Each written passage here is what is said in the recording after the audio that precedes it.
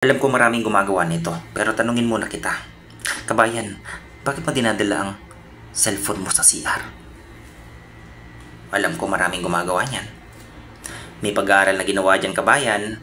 According sa UK research, 61.6% lang naman ang nagdadala ng cellphone sa loob ng CR.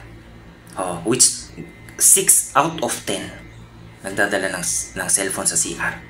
Alam mo ba na may mga health hazards yan o nakakaapekto sa kalusugan mo yan na hindi mo alam? Ano yan, sir? Bago yan.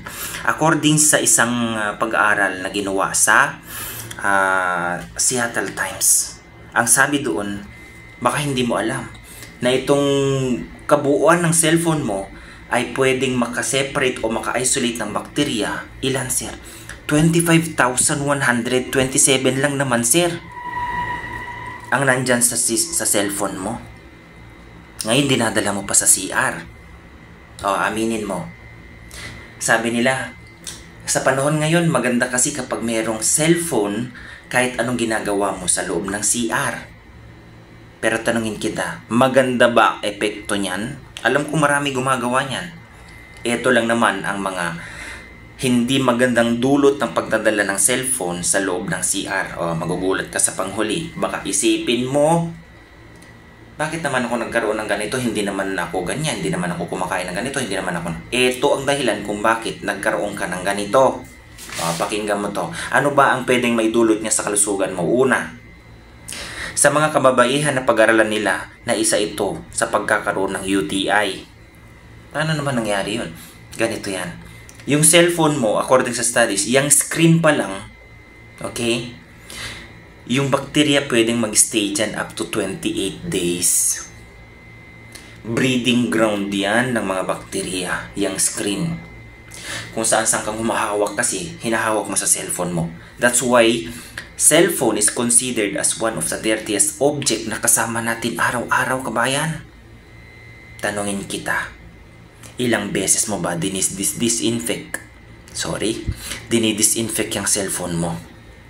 According sa studies, bago ng harmful, dapat 8 times dinidisinfect ang cellphone. Baka ikaw ni isang beses hindi mo dinisinfect yung cellphone mo, puro kagamit. Okay? Isipin mo, kabayan, 125,127 to be precise ang mga bakterya na nandyan. Okay. Una, sabi ko, UTI. Bakit? Hinahawak kami yung cellphone mo na punong-puno ng bakterya. Umihi ka lang naman sa CR. Hinugasan mo yung inyong private part. Tinransfer mo lang yung bakterya doon sa breeding ground na maganda ang environment, maganda ang temperature, maganda lahat. Namumultiply ang bakterya ng mabilis. Tinransfer mo lang dyan. Pangalawa, it can cause constipation. Paano naman nangyari yun? Ganito lang yan. Supposedly, your body, kapag pumunta ka dyan, ang isip mo, nadudumi ako. Pupunta ka sa CR para dumumi. Pero anong ginagawa ng natural function ng digestive tract mo? Dahil hindi nag-sense o nadidistract ang isip mo sa pag-maneuver na dapat ay ilabas lahat yan, anong ginagawa? Konti lang nilalabas. Dahil nadidistract nga yung nagbibigay ng nasa CR ka. Sasabihin ng katawan mo, okay, dumumi.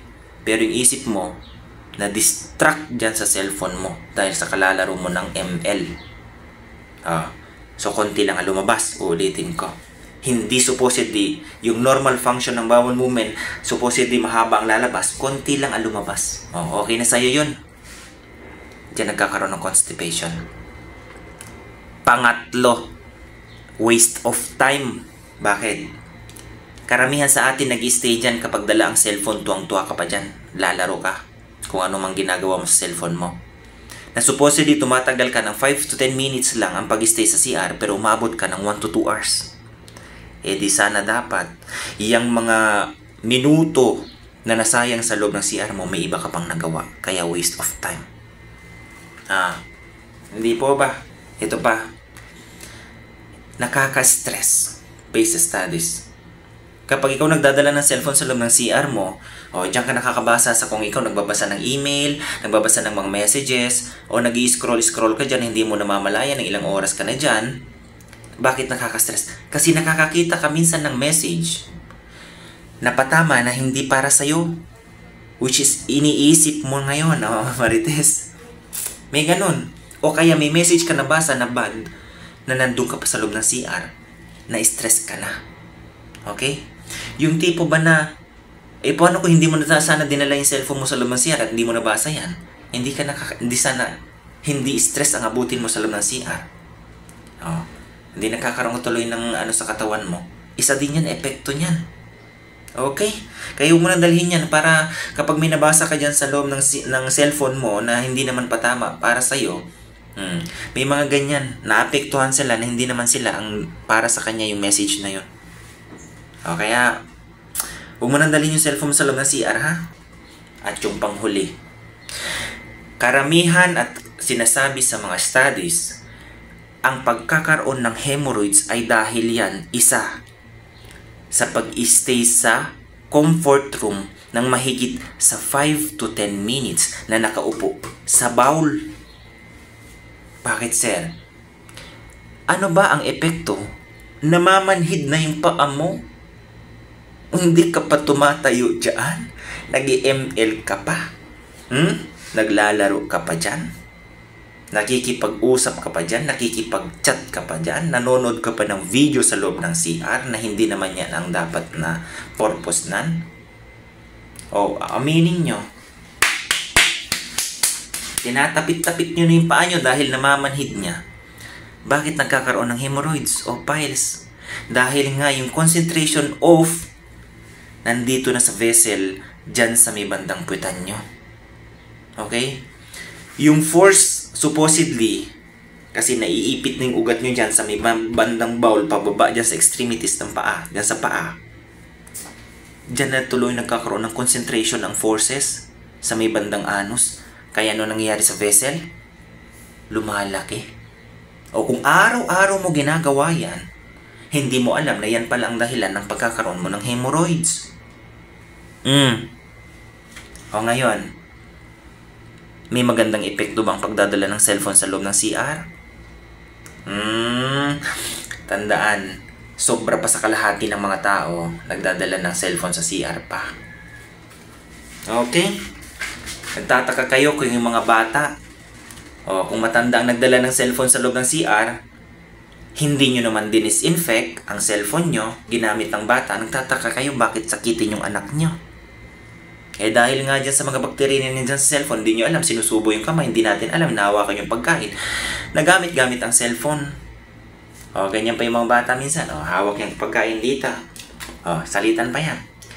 Na yung cellphone, yun yung carrier ng bakterya na sinusubo ng mga bata. Okay? So, may ambag ba tong video sa buhay mo ngayon? Malamang sa malamang meron. Kaso lang, kahit sinasabi ko naman ito, may gumagawa at may gumagawa pa rin yan. Oo, diyan sila natutuwa eh. So kabayan, yan ang hindi magandang epekto ng pagdadala ng cellphone sa loob ng CR. At isipin mo din kabayan na hindi lang ikaw ang gumagamit ng CR, ha? Yung merong nag-aantay dyan sa labas, ang tagal-tagal mong lumabas. Yung nahihiya silang magsabi, bilisan mo naman. Hanggang sa maglagay na lang karatula yan sa loob ng CR. CR, 5 to 15 minutes only. Okay, ganun. Okay? So, huwag mo nang dalhin yung cellphone mo sa loob ng CR, ha? Ang CR kaya tinawag na CR, comfort room. Hindi siya stressing room. Okay? So, God bless everyone. Bye-bye.